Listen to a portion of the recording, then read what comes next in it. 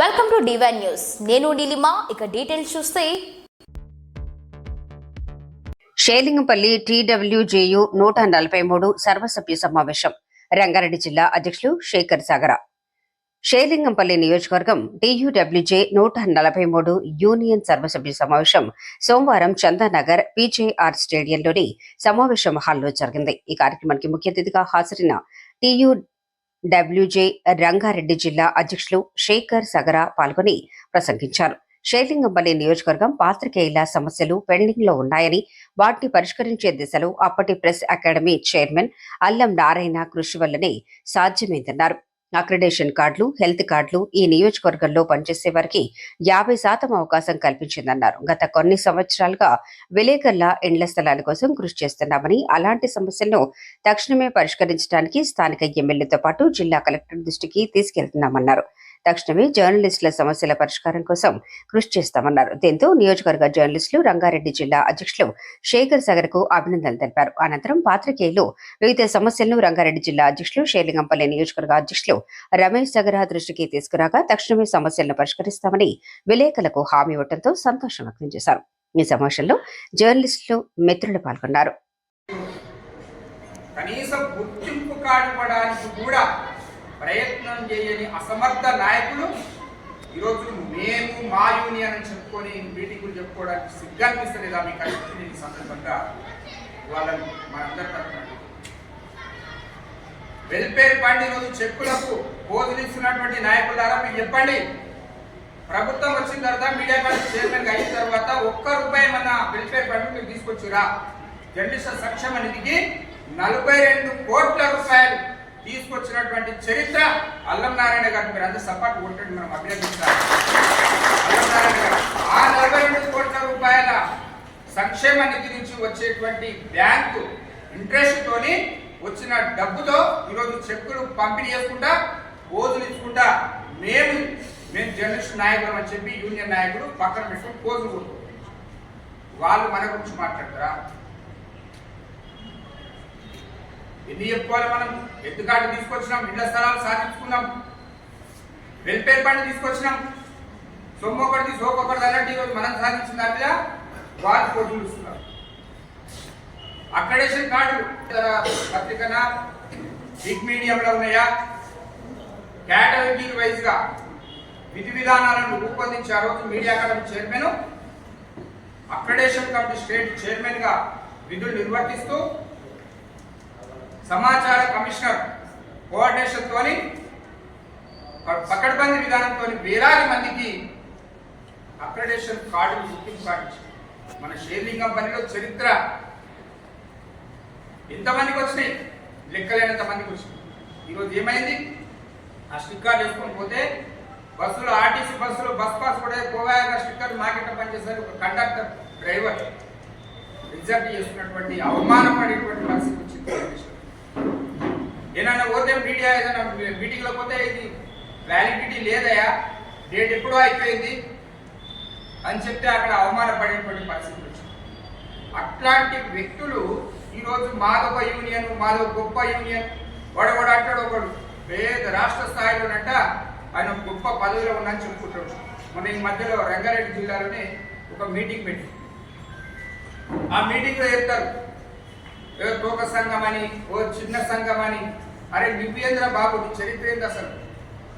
నువ్వు నీ బాధ్యత కన్నా నువ్వు గౌరవం నిలబెట్టుకో. ఒక రాష్ట్ర స్థాయిలో ఒక ప్రథమ స్థానంలో ఉందని చెప్పుకునేటువంటి నాయకుడు నీ గౌరవం నువ్వు నిలబెట్టుకో. నిజంగా మేము కనుక ఒకసారి మళ్ళొకసారి జిల్లాలో, రాష్ట్రంలో ఒకసారి మేము ప్రారంభిస్తే మీకు ఎవడు మిగిలడు కూడా మీకు మీరు చేసే వ్యవహారాలకు, మీరు మొత్తం ఇచ్చే వ్యవహారాలకు, మీరు మాయ మాటలకు మీ యూనియన్ కాదు కదా పార్కోవడానికి సిగ్గు లేదు. తెలంగాణ వచ్చిన తర్వాత 3 సంవత్సరాల పాటు ఏపీ తప్ప టీజీటీఎస్ అని పెట్టుకునేటువంటి సాహసం పడినటువంటి చేతగాని దద్దమ్మలు మీరు మా గురించి మాట్లాడతారా? మా యూనియన్ గురించి మాట్లాడతారా? ఎవరో 4 వ్యక్తులను వేసుకొని గుంపు అని చెప్పి చూపించుకుంటా మా యూనియన్ ఇదే. నేను చెప్తా ఉన్నా మీకు అందరికి ఇవన్నీ ఎందుకు చెప్తా ఉన్నా అంటే మన ఏంది ఈరోజు ఎవడైనా అనుకోవచ్చు ఇలా ఆ యూనియన్ మా యూనియన్ కలిసి పనిచేస్తున్నారు, కలిసి ప్రయత్నం చేస్తున్నారు. వస్తే ఇళ్ల స్థలాలు అందరికి వస్తాయి, వస్తే ఎత్తుకాట అందరికి వస్తాయి, వస్తే వెల్ఫేర్ ఫండ్ ఎవరికైనా అందరికీ పెన్షన్ వస్తుంది అనుకోవచ్చు. కానీ నీతిమాలిన వ్యవహారాలు పెట్టుకోవచ్చు. కనీసం నాయకత్వాన్ని గౌరవించేటువంటి సంస్కారాన్ని తెలుసుకోవాలి. ఎవడు పని చేసుకుంటూ జనరేషన్ సంక్షేమం కోసం ఈరోజు ఎవడొచ్చి మాయ మాట చెప్పి వాళ్ళ ముందుకు నేను చెప్తా ఉన్నా. ఈరోజు ఒక నాయకుడేమో ఆంధ్రప్రదేశ్ రాష్ట్ర ప్రభుత్వం విద్యా సలహాదారుగా బాధ్యతలు నిర్వర్తించి జీతాలు తీసుకుంటా సంవత్సరాల తరబడి సొంత ఆస్తులు సంపాదించుకుంటూ పైరవి తీసుకునేటువంటి ఒక నాయకుడు. ఇంకో నాయకుడు జాతీయ స్థాయిలో మేము పనిచేసిన నేను ఈ ప్రభుత్వానికి అనుకూలమని చెప్పి మీడియా అకాడమీ చైర్మన్ పదవి పొంది వ్యక్తిగత తన యొక్క మీడియా సంస్థ ప్రకటనలు తీసుకొని లక్షలాది రూపాయల ప్రకటనలు దోపిడీ చేసుకోవడం కోసం పదవిని అడ్డం పెట్టుకొని వ్యక్తిగతంగా ఆస్తులను సంరక్షించుకోవడం కోసం ఈరోజు నాయకులు అని చెప్పుకునేటువంటి అట్లాంటి నాయకులు ప్రారంభించినటువంటి యూనియన్లను మనం నమ్మొద్దు. నిజాయితీగా నిబద్ధతతో ఈరోజు మీడియా అకాడమీ చైర్మన్ గా బాధ్యతలు నిర్వర్తించినటువంటి అలంనారెడ్డి గురించి తెచ్చిన పుస్తకమే. చెప్పమనండి, మీడియా అకాడమీ చైర్మన్ గా బాధ్యతలు నిర్వర్తించేదని ఇచ్చిన పైరవి చేసేది ప్రభుత్వం ఇచ్చేటువంటి గౌరవప్రదమైనటువంటి జీతం తప్ప ఆయన జర్నలిస్టులు చేసినటువంటి ప్రయత్నం కృషి గొప్పది. వీళ్ళు ఏం చేస్తున్నారు? వాళ్ళ పైరవిలకి ఏదో టైం సరిపోతుంది. ఏదో చెప్పింది మీడియా అకాడమీలో శిక్షణ తరగతులు. ఓ బిల్డింగ్ ఎవరు కట్టించాడు? ఆ బిల్డింగ్ అల్లం నారాయణ గారి యొక్క కృషి ఫలితంగా కట్టినటువంటి బిల్డింగ్ లో అక్కడే కూర్చోకుండా అడుగు బయట పెట్టకుండా ఆ రోజు మీడియా అకాడమీ చైర్మన్ అల్లం నారాయణ గారు ప్రతి జిల్లాలో శిక్షణ తరగతులు పెట్టి ఎక్కడికక్కడ ఓ జిల్లాలో ప్రతి జిల్లాలో ఉమ్మడి జిల్లాలో ఖమ్మంలో లేకపోతే మన దగ్గర కుక్కటిపల్లిలో లేకపోతే అవతల మహబూబ్నగర్ నల్గొండ ఇక్కడ ఎక్కడ పడితే అక్కడ జిల్లాల వారిగా శిక్షణ తరగతులు పెట్టి వృత్తి నైపుణ్యాన్ని పెంచే విధంగా సుశిక్షితులైనటువంటి సీనియర్ జర్నలిస్టులతో క్లాసులు ఇప్పించారు. మీరేం చేస్తున్నారు? రండి రండి నేను కూర్చున్నాను ఆఫీస్లో, మీరు కూర్చోండి. ఆ పక్కన ఆలు కట్టిండు ఆయన మన అలంనారాయణ గారు కట్టిరు, ఆయన కట్టిన దాంట్లో మనం సోకులు పడదాం రండి అని చెప్పేసి పిలిచి ఒక రోజు 2 రోజులు ఆ ఫోటోలు తీసుకొని దానికి శిక్షణ తరగతులు పేరు పెట్టి ఇవన్నీ మనం సాధించిన విషయాలు చాలా ఉన్నాయి. ఈరోజు జర్నలిస్టులకు గుర్తింపు కావాలన్నా, ఈరోజు మనలో ఎవరైనా ప్రమాదవశాత్తు ఏమన్నా మన కుటుంబానికి మనం దూరమైతే మన కుటుంబానికి ఒక భరోసా కల్పించేటువంటి వ్యవస్థ సంక్షేమానికి 42 కోట్ల రూపాయలు ఆ రోజే 100 కోట్లు ప్రకటన అసెంబ్లీలో చేయించి 42 కోట్ల నిధులు తీసుకొచ్చి వాటికి 42 కోట్లను 69 కోట్లకు ఇంట్రెస్ట్ తో సహా చేసినటువంటి చరిత్ర మనది, మన నాయకుడు. కాబట్టి మనం కూడా ఒకటి నమ్మాలి. ఇక్కడ ఈ ఇళ్ల స్థలం విషయంలో స్థలం తక్కువ, దీన్ని ఏం చేద్దాం? 25-30-40 సంవత్సరాల నుంచి పనిచేసేటువంటి సీనియర్ మాట్లాడు. కానీ దౌర్భాగ్యం ఈ ప్రాంతం అనేది హైటెక్ సిటీ ఉన్నటువంటి ప్రాంతం అని చెప్పి ఆ రోజు నుంచి కూడా మనల్ని కొంత వేరుగా చూస్తూ మనకు అవకాశాలు లేకుండా చేసిన ప్రభుత్వాలు పాలకులు. కానీ తెలంగాణ వచ్చిన తర్వాత మన ప్రయత్నంతో మనం సాధించుకున్నాం. ఎవడు అవునన్నా కాదన్నా ఎకరా స్థలాన్ని సాధించింది మనమే. లాబింగ్ చేసి దాన్ని తీసుకొచ్చి మొత్తం ప్రొసీడింగ్ తీసుకొచ్చి బయటికి వచ్చిందాకా కూడా తెలియకుండా చేసేది కూడా మనమే. దాంట్లో నిజంగా మనం చెప్తాం, మీడియా అకాడమీ చైర్మన్ ఉన్నారు కదా శ్రీనివాస్ రెడ్డి గారు, వారు వెల్ఫేర్ ఫండ్ రూపాయి తీసుకొచ్చి ఆయనకు ఆ కెపాసిటీ లేదనేది క్లారిటీ వచ్చింది. కనీసం ఇంకో 2-3 నెలలు ఉన్నది ఆయన కాలపరిమితి. ఈ కాలపరిమితిలో మన స్థలంలో దీనికి బడ్జెట్ కేటాయింపు చేస్తారా, ముఖ్యమంత్రి దగ్గర లాబింగ్ చేస్తారా, సమాచార శాఖ మంత్రి గారిని తీసుకొస్తారా, ఏం చేస్తారో చేయమని. అది కాదు, ఇది కాదు, అది కాదు, ఏది కాదు, కేవలం అయ్యేది మనతోనే.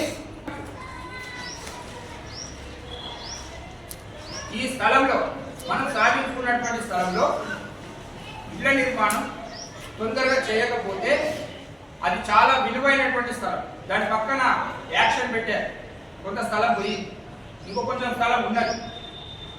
ఆ కొంచెం ఉన్నటువంటి స్థలాన్ని మనం సాధించుకునేటువంటి ప్రయత్నం ఒకవైపు చేస్తున్నాము. ఆల్రెడీ పెట్టినా కూడా లెటర్ కూడా పెట్టాం, దానికి కలెక్టర్కు ఎమ్మెల్యే గారు ఫార్వర్డ్ కూడా చేశాం. ఇది సరిపోదు మాకు. అయితే ఇది సరిపోదు కాబట్టి ఎక్సెస్ ల్యాండ్ కావాలి, ఇంకో దగ్గర ల్యాండ్ కావాలి, ఒక అందరికి సఫిషియెంట్ కావాలని చెప్పేసి కనుక మనం కాలయాపన చేసుకుంటే ఇది ఉన్న స్థలం కూడా ప్రభుత్వం ఏదైనా కంటుబడి మేము తర్వాత చూస్తాంలే అని చెప్పి ఏదైనా యాక్షన్ అంటే ఏదైనా ఇచ్చేస్తున్నారు. చాలా ప్రాబ్లం. కాబట్టి దానికి ఒక సొల్యూషన్ తీసుకుంటాం. ఆ ఉన్న కాడికి ఎంతమందికి వస్తే అంతమందికి ఏదో ఒక క్రైటీరియాలో కానీ చేసుకుంటూ అదే ప్రయత్నంలో పక్కనటువంటి స్థలాలు దాన్ని కూడా మనం నిరంతరం ప్రయత్నం చేసుకుంటూ ఈ విధంగా ప్రయత్నం చేద్దాం. ఇదొకటి. దీని మీద మీరు సలహాలు ఇవ్వండి, ఏం చేస్తే బాగుంటుందో మీరు అందరి యొక్క సలహాలు సూచనలు. మరి 20 సంవత్సరాలు ఓకేవండి, 20-25 సంవత్సరాలు చాలా నిజాయితీగా పనిచేసినటువంటి వృత్తి ధర్మంగా మేము చెప్పుకుంటే నిజంగా చెప్పాలంటే నేను తక్కువ చూడట్లేదు ఇవ్వండి. కానీ ఈరోజు పరిస్థితులకు అనుకూలంగా మీరు పనిచేస్తున్నామే. కానీ ఆ రోజు ప్రొఫెషన్ అంటే ఉదయం 5 గంటలకు రాత్రి 11 గంటల దాకా బ్యాక్స్లు రాసి ఆ వార్త వచ్చిందా లేదా 4 లైన్లో 3 లైన్లో స్టోరీ ఫోటో ఏ పేజీలో వచ్చింది హెడ్డింగ్ ఏం పెట్టారు అని చెప్పి రాత్రంతా నిద్ర లేకుండా మేల్కొని కొద్దిగా 4:30-5 గంటలకు డోర్ దర్శించరాలేదు పేపర్ కోసం వెయిట్ చేసేటువంటి సందర్భం.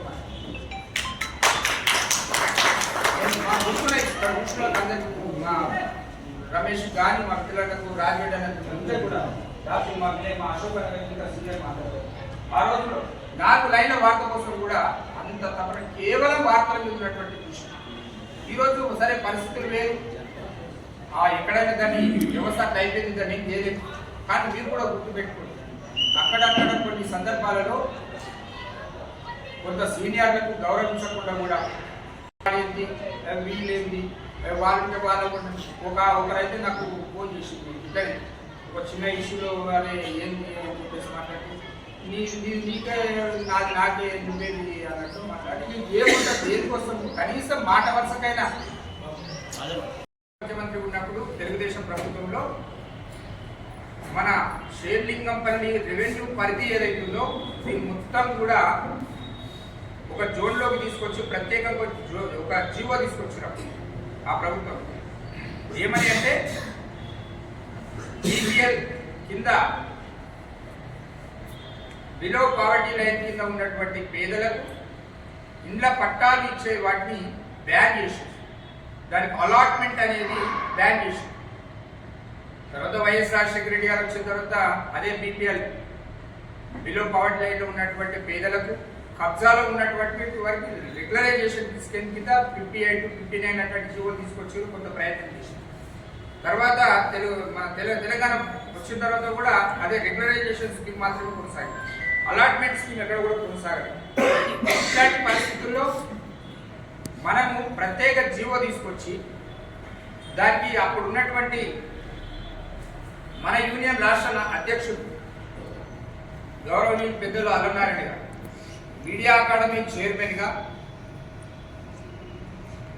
వారు చేసిన ప్రయత్నంలో దానికి తోడుగా షేర్లింగంపల్లి నియోజకవర్గం ఎమ్మెల్యే అప్పటి ప్రభుత్వంలో అధికార పార్టీ ఎమ్మెల్యేగా అరికెపూడి గాంధీ గారు చేసినటువంటి కృషి ఫలితం వారికి మన యూనియన్ ద్వారా తీసుకొచ్చినటువంటి ఒత్తిడి ప్రయత్నం పోరాటం ఫలితంగా అప్పటి ముఖ్యమంత్రి గారు స్వయాన రంగారెడ్డి జిల్లా కలెక్టర్ గారికి ఫోన్ చేసి ఆదేశాలు ఇవ్వడం జరిగింది.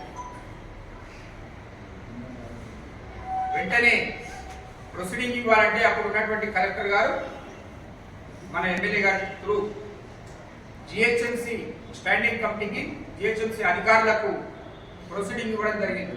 ఈ స్థలం ఇవ్వడంతో పాటు ఈ స్థలంలో షేర్లింగంపల్లిలో ఉన్నటువంటి అర్హులైనటువంటి జర్నలిస్టులకు ఇండ్లు కట్టించి ఇవ్వాలి, అప్పుడు ఉన్నటువంటి డబల్ బెడ్రూమ్ స్కీమ్లో అని చెప్పేసి ప్రొసీడింగ్ ఇవ్వడం జరిగింది. దాని విషయంలో మనం తీసుకొచ్చాం. ఈరోజు ఆ ఎకరా పొలం మన ఆధీనంలో ఉంది. మన ఆధీనంలో అంటే GHMC అండర్లోనే ఆధీనంలో ఉన్నప్పటికీ అది జర్నలిస్టుల కోసం మాత్రమే కేటాయించినటువంటి స్థలం. ఇది సరిపోదు. వాస్తవానికి మనకు ఉన్నటువంటి సంఖ్య అధికంగా ఉంది. కేవలం మన యూనియన్ సభ్యులే దగ్గర 110-120 దాకా వచ్చింది ఈరోజు. ఇంత సంఖ్య అవతల యూనియన్లో ఉంటాడు, ఆడ కూడా 30-40 మంది ఉండొచ్చు. ఇంకా వాళ్ళని కలుపుకుంటే దగ్గర ఒక 150 క్రాస్ అయింది. ఇంతమందికి 5 రూమ్స్ సరిపోదు. ఏం చేయాలి దీని విషయంలో, ఏం చేయాలనే విషయంలో మనం ప్రస్తావన చేద్దాం, తప్పలేదు. సూచనలు సలహాలు ఇవ్వండి. ఇప్పుడు మనకు ఉన్నటువంటి ప్రెస్ క్లబ్ ఏ పార్టీ అధికారంలోకి వస్తే ఆ పార్టీ నాయకులు ముఖ్యమంత్రులు అవుతారు, మంత్రులు అవుతారు, మెజారిటీ ఎమ్మెల్యేలు, ప్రజాప్రతినిధులు ఉంటారు. దాని జోలికి మనకు అవసరం లేదు, పోవాల్సిన అవసరం. కానీ కొట్లాడి తెచ్చుకున్నటువంటి తెలంగాణలో కనీసం ఈ ప్రాంత వాసులుగా, ఈ ప్రాంత జర్నలిస్టులుగా మనకు రావాల్సినటువంటి హక్కుల సాధన కోసం నిరంతరం యూనియన్గా మనం పోరాటం చేస్తాం. ఆ చేసిన ఫలితంగానే చెప్పడానికి చాలా ఉన్నాయి. ఈరోజు అవతల యూనియన్ వాళ్ళు ఏవో పిచ్చి వాగుడు వాగుతారు. ఇక్కడ షేర్లింగంపల్లి, ఇక్కడ ప్రెస్ క్లబ్, మండల కమిటీల కాడికి మొదలుకుంటే వాళ్ళు రాష్ట్ర స్థాయి వరకు సమావేశాలు పెడతా ఉన్నారు. ఫోటోలో పోజులు ఇచ్చి చెక్కులు ఇస్తూ ఉన్నారు. ఫోటోలో పోజులు ఇచ్చి చెక్కులు ఇచ్చే అమౌంట్ ఎక్కడి వచ్చిందో చెప్పాలి. ఈరోజు మీడియా అకాడమీ చైర్మన్గా శ్రీనివాస్ రెడ్డి గారు, ఈరోజు అవతల యూనియన్ జాతీయ స్థాయిలో నాయకుడిగా పనిచేసినటువంటి పెద్దలు శ్రీనివాస్ రెడ్డి గారు ఈరోజు సమాధానం చెప్పాలి. జర్నలిస్ట్ సమాజాన్ని మొత్తం కూడా ఏం చెప్పాలి? మీడియా అకాడమీ నుంచి ఆపదలో ఉన్నటువంటి జర్నలిస్టు కుటుంబాలకు, వివిధ కారణాల చేత మరణించి ఆగమైన ఆ జర్నలిస్టు కుటుంబాలకు 2 లక్షల రూపాయల చెక్కులు శ్రీనివాస్ రెడ్డి గారి చేతుల మీదుగా, ఆ పక్కనే ఒక సంఘం, జర్నలిస్టు సంఘం, మేము గొప్ప సంఘం అని చెప్పుకునే నాయకులను పక్కన పెట్టుకొని ఫోటోలో పోజులు తీసుకుంటే చెక్కులు ఇస్తా ఉంటాం. ఎక్కడి ఏదిస్తున్నారో ఆ డబ్బులు ఎక్కడి? నిజాయితీగా నిబద్ధత మీకు పెట్టుకుంటే ఒక నికాసైన జర్నలిస్టు యూనియన్ నాయకులు చెప్పండి, బహిరంగంగా చెప్పండి. 2 సంవత్సరాలు గడుస్తున్నది. ఇక మీడియా అకాడమీ చైర్మన్గా శ్రీనివాస్ రెడ్డి గారు వాళ్ళ కూడా దగ్గర పట్టి 2 నెలలు 3 నెలలు ఏం చేశారు? ఒక చిన్న పని అన్న చెప్పాలి కదా. మేము ఇది చేసినాము. మీడియా అకాడమీ చైర్మన్గా జర్నలిస్టుల సంక్షేమం కోసం ఈ రాష్ట్ర ప్రభుత్వం రిప్రజెంటేటివ్గా, ఒక స్వతంత్ర హోదా కలిగినటువంటి మీడియా అకాడమీ చైర్మన్గా నేను ఈ రాష్ట్రంలో ఉన్నటువంటి వేలాది జర్నలిస్టుల కోసం నేను ఇది చేసిన అని చెప్పి ఏదైనా చిన్నగా చెప్పాలి కదా. మేము చెప్తాం ఈరోజు గర్వంగా. మన నాయకుడు అల్లం నారాయణ గారు ఉద్యమ నాయకుడిగా, మీడియా అకాడమీ చైర్మన్గా 3 పర్యాయాలు బాధ్యతలు చేపట్టిన సందర్భంలో మనకు సాధించిన విజయాలు మేము చెప్తాం. క్యాష్లెస్ హెల్త్ కార్డు సాధించింది. గత చరిత్రలో ఈ దేశంలో ఎక్కడ కూడా తీసుకొచ్చింది. తర్వాత అది ఇంప్లిమెంటేషన్ విషయంలో ప్రాబ్లమ్స్ వచ్చినాయి. అది ప్రభుత్వం ఫెయిల్యూర్. కానీ సాధించిన మా లేదా మనం సాధించిన మన నాయకుడి ఆధ్వర్యం. ఉదాహరణకు నేను మా నాన్నకు 8 లక్షల రూపాయల నాణ్యమైన వైద్యాన్ని అపోలో కార్పొరేట్ హాస్పిటల్లో తీసుకుంటాను. నేనే సాక్షి. ఇక్కడ ఉన్న కూడా చాలా మంది. ఈరోజు మేము చెప్తా ఉన్నాం, ఒక్క హెల్త్ కార్డు విషయమే కాదు. ఈరోజు అనేక ప్రాంత జర్నలిస్టులకు ఇళ్ల స్థలాలు సాధించారు. తాజా ఉదాహరణ మన ముందరే ఉంది. ఎకరా స్థలం 100 కోట్ల విలువైన స్థలం కూడా మీడియా అకాడమీ చైర్మన్ అల్లం నారాయణ గారి యొక్క సారథ్యంలోనే మన యూనియన్ సాధించినటువంటి విజయం. ఈరోజు తెలంగాణ రాష్ట్రంలో వేలాది మంది జర్నలిస్టులకు అక్రిడేషన్ కార్డు ఇచ్చి ప్రభుత్వ గుర్తింపు కార్డు ఇప్పించినటువంటి చరిత్ర కూడా మన యూనియన్దే.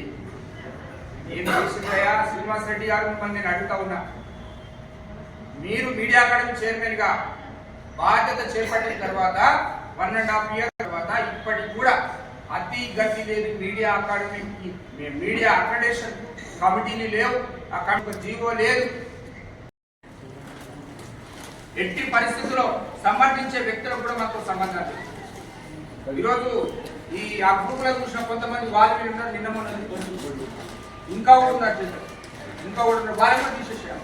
మీకు ఈ వీడియో నచ్చినట్లయితే లైక్ చేయండి, షేర్ చేయండి. ముందుగా కింద ఉన్న సబ్స్క్రైబ్ బటన్ పై క్లిక్ చేయండి. ఎల్లప్పుడూ అప్డేట్ సమాచారాన్ని పొందండి.